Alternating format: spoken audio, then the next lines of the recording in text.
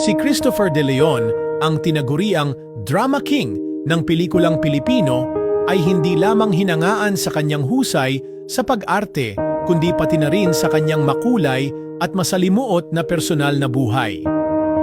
Sa likod ng kanyang matikas na tindig at kahangahangang karera sa showbiz, may mga istorya ng pag-ibig at pagkabigo na nagbukas sa puso ng publiko sa tunay na taong nasa likod ng kamera, isang lalaking minahal, nasaktan at muling lumaban para sa pag-ibig.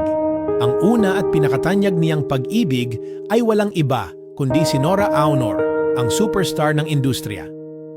Ikinasal sila noong 1975 sa Amerika, sa panahong parehong narurok ng kasikatan ang kanilang mga pangalan.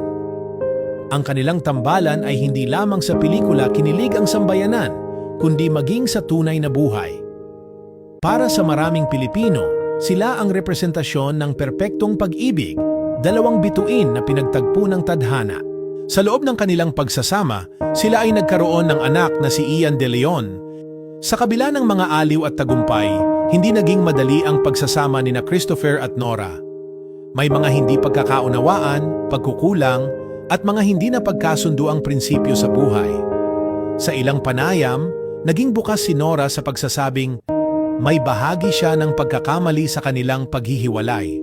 Inamin niya na siya ay naging matigas ang ulo at kung nagkaroon lamang siya ng mas malawak na pag-unawa noon, marahil ay hindi humantong sa hiwalayan ng kanilang pagmamahalan. Ngunit sa likod ng mga luha, hindi rin maitatangging isa sa mga dahilan ng kanilang tuluyang pagkakalayo ay ang pagkakaroon di umano ni Christopher ng ibang babae habang sila'y mag-asawa pa. Bagamat hindi ito hayagang kinumpirma ng aktor, maraming pahiwatig sa mga panayam at mga kwento sa loob ng industriya na may ibang babaeng pumasok sa puso ni Christopher. Isa na roon si Sandy Andolong, na kalaunan ay naging pangalawang asawa niya. Si Sandy ay isang tahimik ngunit marangal na aktres, kilala sa kanyang husay at dignidad sa bawat pagganap. Sa panahong masalimuot ang relasyon ni na Christopher at Nora, doon umano nagsimulang mapalapit si Christopher kay Sandy. May mga kwento-kwento na habang magkatrabaho sila sa ilang proyekto, doon unti-unting nahulog ang loob ng aktor sa bagong kasama at sa kalaunan, ito ay nauwi sa mas malalim na relasyon. Matapos ang formal na paghihiwalay kay Nora Aunor, pinili ni Christopher na magsimula ng bagong kabanata ng buhay pag-ibig kay Sandy. Hindi naging madali ang lahat, maraming matang nakamasid, maraming tanong ang bumalot at may sakit pa ring naiwan sa puso ni Nora. Ngunit sa kabila ng lahat, nanatiling tahimik si Sandy, hindi nakipagpalitan ng salita at tinanggap si Christopher sa kanyang buhay ng buo.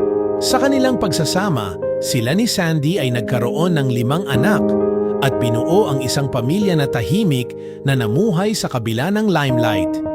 Isa sa kanilang anak, si Gabriel De Leon, ay minsang sumubok din sa mundo ng showbiz.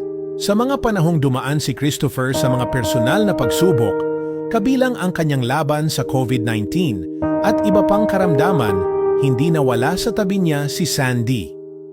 Naging ilaw siya ng tahanan, sandalan sa gitna ng kahinaan, at patunay na ang tunay na pag-ibig ay may kakayahang maghilom ng sugat at magbigay ng bagong simula.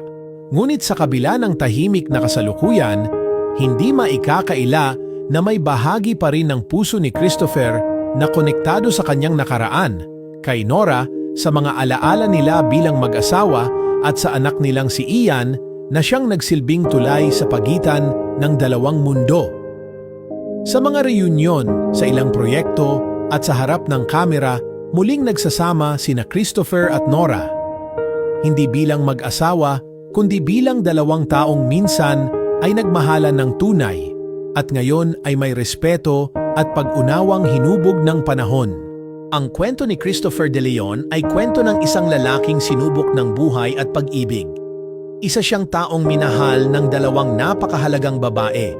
Una, ang superstar na nagbigay sa kanya ng isang alamat na pag-iibigan.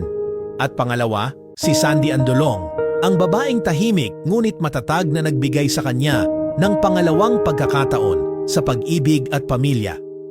Sa kanyang edad ngayon, dalangin ng marami na matagpuan niya ang kapayapaang hinahanap ng puso, hindi sa nakaraan, kundi sa kasalukuyan, at sa mga taong pinili niyang yakapin hanggang sa huli.